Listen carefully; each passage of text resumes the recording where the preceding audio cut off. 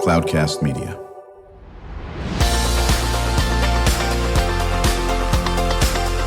Drew Schlosberg Spotlight on the Community Show, amplifying the voices of social impact organizations, entrepreneurs, local nonprofits, and other community champions who shape the culture, creativity, and connectivity of San Diego. Brought to you by Mission Fed Credit Union, bringing good things to San Diego for over 60 years. Learn more about what is good for you and good for all by visiting www.missionfed.com. I'm Drew Schlosberg of Cloudcast Media. You're listening to another edition of Drew Schlosberg Spotlight on the Community Show. So pleased to have in the studio with us today, our friends from Nature Collective. We got Jennifer Bright, the CEO and Executive Director. How you doing, Jennifer? I'm well. How are you? Very, very good. 38 years this company has been in business, correct? Absolutely. And yeah, we're pushing 40. Which oh is, my goodness! I know. Congratulate you for 11, correct? In the ED role, I'm newly appointed to the CEO and Executive Director. Congratulations! Position. Thank you. But I've been with the organization for a decade. Were you a staff member or a board member or both? I have been a staff member. Okay. I was formerly the Chief Operating Officer and Chief Philanthropy Director, and recently made a move into the CEO position. Well, congratulations. Thank Joined you. by your colleague, Kristin Evans, Senior Education and Outreach Director. How long have you been with the group? Oh gosh, I think just over 4 years. Very, very good backgrounds in education. Were you a teacher? It's in education and environmental education. Nice. And so I have a master's in math and science, but learning outside of the classroom. So my specialty is learning in nature, learning in spaces that are in non-traditional classroom spaces. We had a very cool cat on the show a while ago. I think, Kristin, I don't think you were co-hosting, that runs a group called Math Happens. Are you familiar with them? No, I'm not. Just the way you described it is exactly what they do. Awesome. They teach math outside the classroom. That's Yeah. fantastic. So they work with Fleet Center and so forth. We need to put you folks together on this. Joined by my co-host, Kristin Fogel. She is the Executive Director of San Diego Writers, Inc. You've been now doing this, I can do the math, year and a half in, is that about? No, more than that. Right? Yeah, I think we're closer to 2, probably. Two years, absolutely. She's done a great job as a co-host and multi-talented in 75 different reasons. And I know she has a question for you, Jennifer. Yeah, let's just take it away first. And for those that don't know of you, what's your mission? Our mission is to drive a passion for nature for all. We are a science and conservation education focused nonprofit. We do a lot of our work up in North County, San Diego, but we do work throughout San Diego County and beyond. We actually have a project that we will be spearheading up in the Orange County area. Oh, okay, nice. We'll talk about that project. Yeah. Yeah, so this project will be at Doheny State Park, and we are working with a partner up there to create a living shoreline, which is a dune habitat that is placed on a beach up there. And so we typically, we have a current project at the Cardiff Living Shoreline at Cardiff State Beach, where we worked with the city of city of Encinitas, as well as California State Parks, to create a barrier to protect Highway 101 from sea level rise. But our part and role in it was to create a habitat as well. And so we created dune habitat for endangered and threatened species. There's one called the Western Snowy Plover, cute little bird that goes out there, and you can see often when you go out there. So we're working to replicate that in Orange County as well. You know, we love having the environmental groups on. We just were chatting with Produce Good, of course, and Jimbo's. Thank you much, Haley and Sarah, for bringing that to us. And when you talk about nature, you only get this chance once, because once you lose it, it's not coming back. And we used to have on our friends from the San Diego River Valley Conservancy all the time. I'm sure you work with them. Trish used to be the CEO, and she retired and damn near broke my heart. Yeah, she's lovely. Unbelievable. I'm not sure if you ever met this group. They were phenomenal. I'm not sure. Oh yeah, but when you talk, whether it's that or you talk about what's going on in South County with all their environmental. We'll start with you and Jennifer. This, of course, is in your DNA, and then want to pivot over to you, Kristin, and how important it is. Let the kids know about it. Are people getting it that you don't get a second chance with nature? Yes, and a part of what we do is educate and provide outreach to help people better understand that how important it is to Yes. not only the biodiversity and wildlife, but how important it is to us as human species and our ultimate survival. Um, Clean water, clean air, mental and physical health benefits that come along with it. It is a precious, precious resource that is often put to a back burner in a conversation for sure. So part of our goal is to communicate. Yeah, it is important. And how Yeah. can you help? And Kristen, your role is just absolutely so. We need to let them know in TK, pre-TK, if that's even a word. Yeah. For God's sake. For early learners. Yeah. Talk about your role. How you do that. So I think what I think about my role is that we are trying to make the connections to people. So when folks are thinking about nature spaces, they are a part of it and it's a part of them rather than outside of themselves and thinking about it as other to them. And so what we're doing is making those really intimate, memorable, and meaningful connections so that when they're in these spaces, they feel safe, they feel comfortable, they feel confident, and they're eager to go back into it. And they see it as a piece and a part of their everyday lives and who they are as identities, so that when they are in any of these spaces, as the youngest learner to the most, advanced learner, they can think about nature as being part of who they are. And that's going to hopefully inspire their protection and the value and the belief that they can play a role and they should play a role and they have that empowerment to do so, even if it's the smallest thing. Telling a neighbor why they love a place, telling a neighbor where they visited, or even championing, laws and policies that are going to really transform these spaces and places. So it's really about finding the connection to these people and making it relevant for them, right? My identity in nature and my belief in nature is different than yours, but we share something. And so that's a great conversational piece too. Well, in this area, and Kristen certainly added to it, is that we are a very unique environment in San Diego County. Oh, yeah. We got estuaries. We got. I don't even know what I'm talking about, for God's sake. With many things in That's nature. right. Yeah, that's right. But seriously, if you look at it from down from Tijuana, up to San Diego, River Valley, 45,000 things I haven't mentioned, we are a nature-rich area and diverse as can be. We are a desert, last I checked, right, on this. And, I'll ask you this question, Kristen, and then you can follow up with it as well, Jennifer. So when you explain these things to the students, or the curriculum, are they getting the fact that now you got to be more conscious of what you're doing?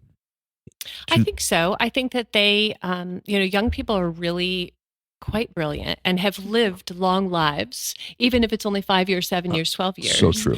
And so they're coming to these places and experiences very rich. And so I think they've seen some of the impacts they can make. I think they've experienced some of the impacts that are negative to them and positive to them.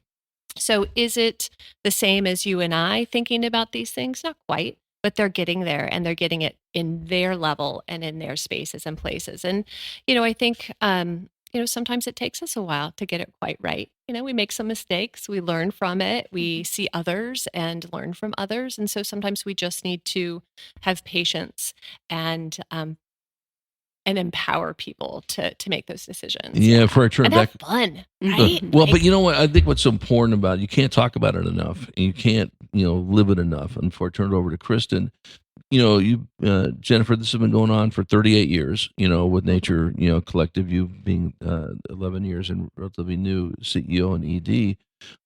But how do you judge we always love asking this question, metrics, that we've been successful because we have saved X amount of coastline. We helped the snail darter from being, exhibit, and whatever the least turn, whatever the case it may be. Hope those are still animals that are around in that area. So how do you judge your success? We judge our success in many different ways, and we have many different programs that we offer. And we have extensive monitoring in everything that we do. Right. That could be a whole podcast in itself, and maybe we'll come back and have you chat about some of the monitoring that we do. But we want to base everything that we do in science. We want to have a metric behind it, and we want to be able to say, this succeeded or this didn't succeed, and what do we have to do differently? An example of that might be our habitat restoration work that we do.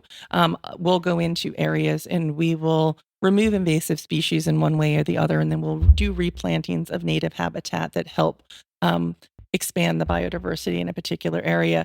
And with that, that we monitor the number of plants we plant. We monitor the number of plants that succeeded, and we monitor the insects and the birds that find a place to reside after we do these habitat restorations to see if it's working. So that's one example of how we show a metric. Yeah, we come back from break. I know Kristen's got a bunch of questions on that. I want to ask a question about how nature ties to the economy. You brought something up early that is so spot on, Jennifer. Mental health, anxiety, unless you are in a different solar system. We've never seen a mental health crisis like we're seeing right now in this area. And I'm sure you folks can up on that when we return with our friends from Nature Collective. Jennifer Bright, she is the CEO and Executive Director, joined by her Senior Education Outreach Director, Kristin Evans. I'm Drew Schlosberg. It's listening to another edition of Drew Schlosberg's Spotlight on the Community Show. We are the nation's longest running community podcast in our 19th year, brought to you by Mission Fed Credit Union, 6 decades of doing great things. We will be right back. When you do your banking with Mission Fed, you get great rates on auto and home loans. That's good for you, but something good also happens for a lot of other people. We're not for profit, so we put money back into the community to help lots of great nonprofits to keep San Diego strong. So you're not just getting something good, you're doing something good. Come to Mission Fed. It's banking that's good for all. Brand amplification is the DNA of Cloudcast Media, and our code is the powerful blending of sound, voice, and storytelling to lift local brands and their communities. Whether it is our Brandcast, Schoolcast, or Causecast platforms, the unifying ethos is all about this community, the one you call home. If you dare to dream and want to explore the brand amplification of Cloudcast, a national leader in local podcasting and other Winfluence strategies, please visit us at cloudcast.us.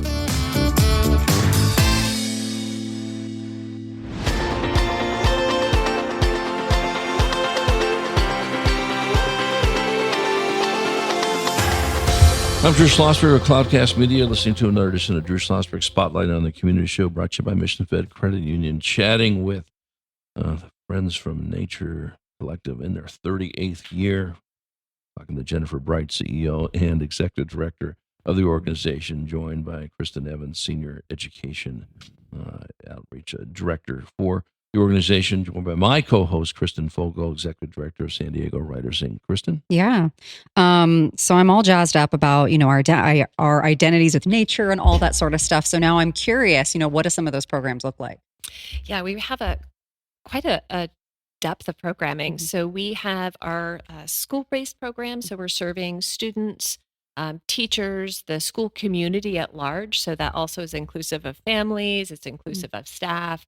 And those programs take place, as you might imagine, during the school year. So we run a lot of learning unit field trips. So students will come to us into the nature spaces at the San Alejo Lagoon and really explore and get immersed in that environment. And that is tied into their classroom learning. And so as they're thinking about watersheds, or they're thinking about human impacts and connections, or they're thinking about biodiversity and ecosystems, they're really getting a chance to experience those spaces and see it in a real world setting, and then go back and really examine what they saw and what they experienced. And then we have family programs that run on the weekends for kind of all ages to come out and explore nature through many of our different conservation and restoration sites. We have public programming, festivals and events. We have outreach. Kind of goes on and on. We love being out in nature ourselves. So, we're out there as much as we can. And then we're tapping into the community and our partners and our audiences. Excellent. Yeah, that's so exciting. I can't wait to dig through. Jennifer, I wanted to turn it over to you for a sec because it just caught my eye. I wonder if you could tell me a little bit about AB 1225, what that is and what's happened recently with that.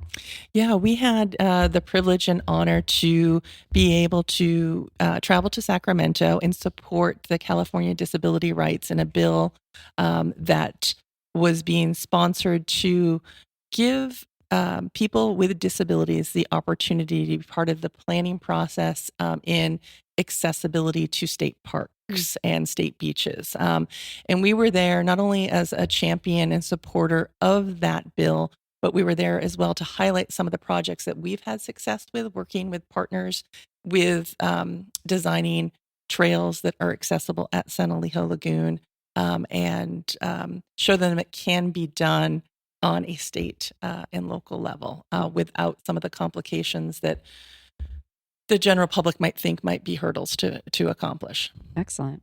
Yeah. So we talked a little bit about education, some advocacy efforts. Any other sort of restoration things that we'd like to highlight that are, we talked about the Orange County, anything else that we're missing that's going on currently? Well, we have an upcoming event for listeners that might be hearing right now. We have a volunteer event on June the 11th where the public can come out and help us do some restoration on a particular site that is removed. This time of the year, we're primarily removing invasive species. So a lot of that going on, but it's a great opportunity for folks to come out and see firsthand what we're doing, get their hands dirty, meet like-minded people, and just getting outside as well. I'm just imagining like a Jurassic Park, like paleontology dig. Can you promise me something with that, with like a paintbrush where I'm, There could be a brontosaurus in here somewhere. That's what, yes. Let's just nod our heads. Yes. Okay. Excellent. Sure, yes. Great. Definitely We'll brontosaurus-sized weeds. Okay. Not as exciting, but Well, they got to get rid of the weed. Yeah. Got to make space for the native plant. Yeah. Exactly. We talked a little bit about the economy and what you folks are doing by restoring areas and making things that are going to last for many years. It does have an economic benefit, does it not? Absolutely. I think that almost any city in space would probably value their nature spaces and those leisure and recreational spaces as a high value to their economy. I know San Diego is a huge tourism community. Yes. And so we have a lot of folks that come to visit us and engage with us because of those spaces and places. I think if you think about estuaries in general, they are really productive for economies. Jennifer talked about that living shoreline that we created, and that is really essential to keeping those economies and those spaces, those businesses, that highway, all of the infrastructure in those places safe and functioning. But yet it also gets to provide this really valuable and amazing habitat that is key to San Diego's coastal communities, those dune systems. And so it's this really perfect blending, I think, of the environmental kind of side of things that's aligning with the infrastructure and the sports that we need from an economy. But, we think about it too, of just folks being able to understand that it has that economic value to them, it has that well-being value to them, and it has that personal connection too. Yeah, which obviously ties into the mental health we were talking about, as well.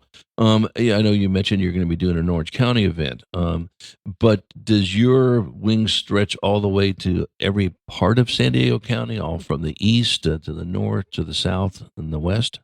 We have our restoration efforts in particular, reach really outside of the San Diego area. So we partner with the San Diego River Valley Conservancy and some work all the way down here. Right. We partner out into Escondido, all along the Escondido Creek watershed. Right. And so, and lots of spots in between. So we really do have a inland to coastal and north and south boundary right now. Or we're a nature collective. We can actually work, outside of those boundaries as well. But that's where we're focusing our energies right now. Right. Talk about this, and then you can add to it as well, Kristin, that this is a great career. And if you have any interest in science or nature or, mental health, I guess to some extent, this is a great career to be in. Talk about that. Yeah.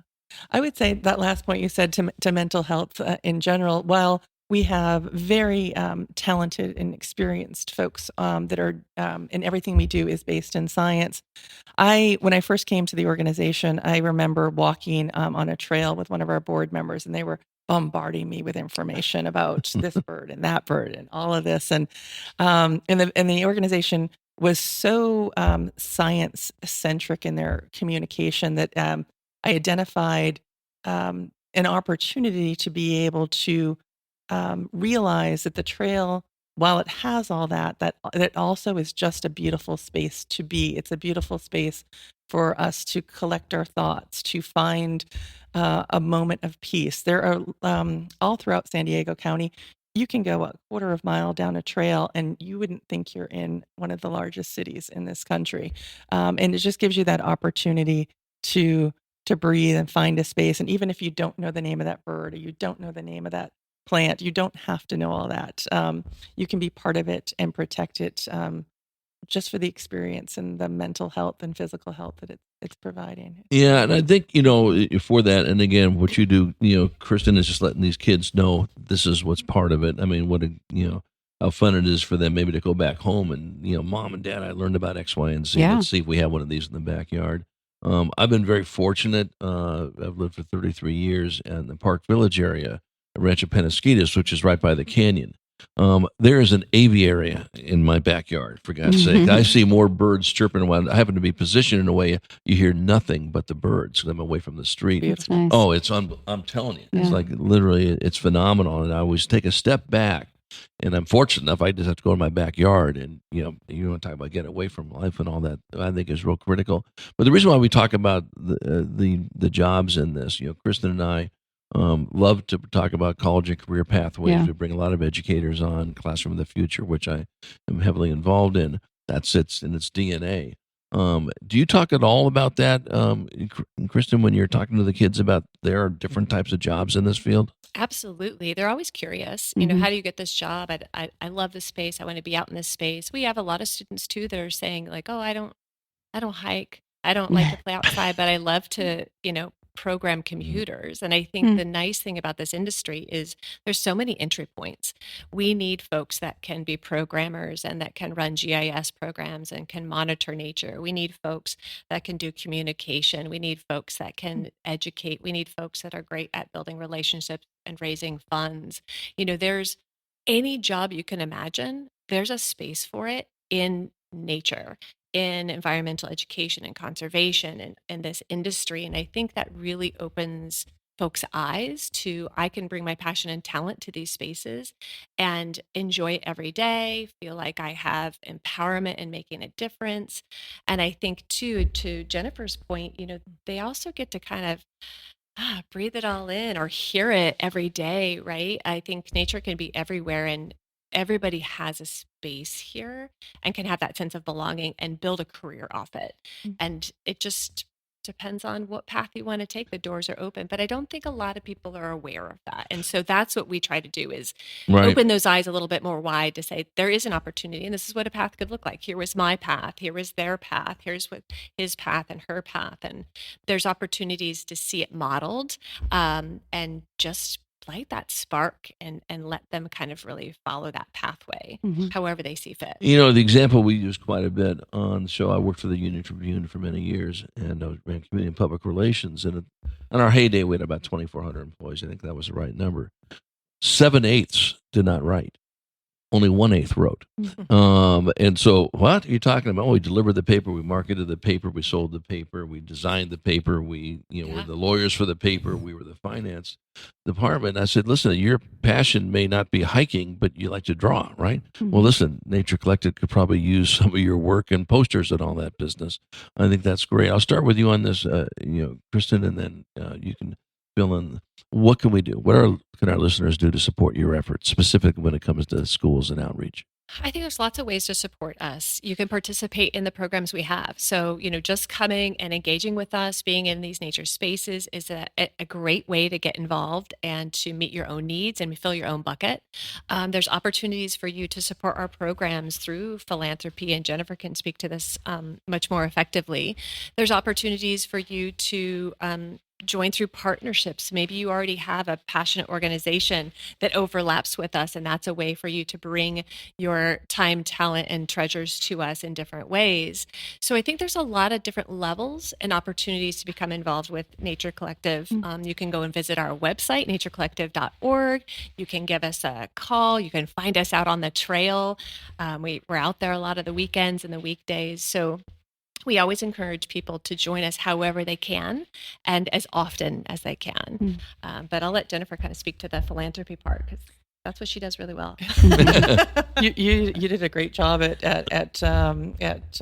there's lots of different ways to support us in philanthropy. Obviously, we're a 501c3 nonprofit with the challenges from a national perspective and how it's impacting nonprofit worlds, especially the environmental world.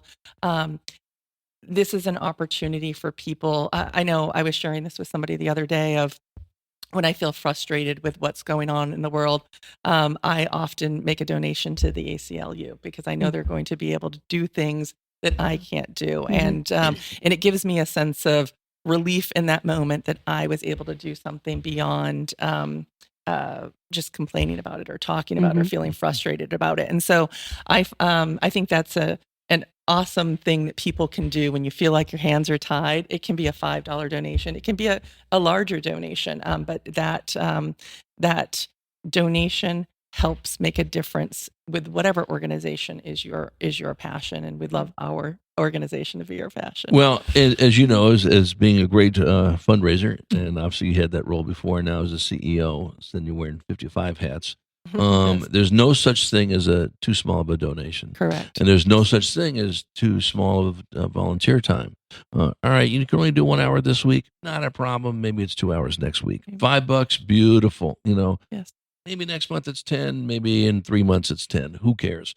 You're engaged with us. You know what we're doing, and we'll just build on that aspect of it. So wishing you folks nothing but great success. We'll definitely have you back on, because we just touched, I call it the iceberg theory. We touched maybe 10% of what you did, maybe 1% of what you did. And there's so much more to talk about. And especially be thinking about this, maybe chatting with Haley and Sarah, that what other clients do you work with that benefit from what you're doing? And you can bring them on next time, if that sounds like a plan. That sounds like a plan. We will do that. We've been talking to Jennifer Bright, the CEO and Executive Director of Nature Collective, joined by her Senior Education Outreach Director, Kristin Evans. I'm Drew Schlosberg of Cloudcast Media. You've been listening to another edition of Drew Schlosberg Spotlight on the Community Show. We are the nation's longest running community podcast in our 19th year.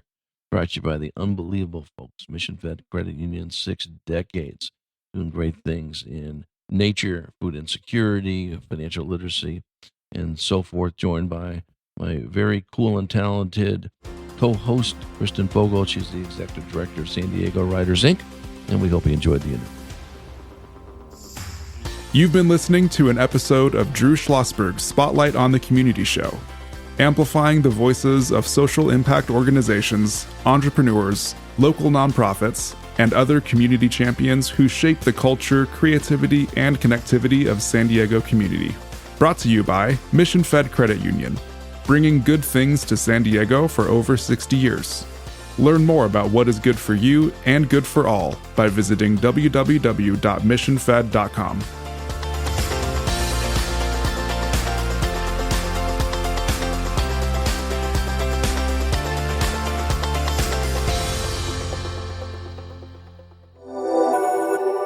Cloudcast Media.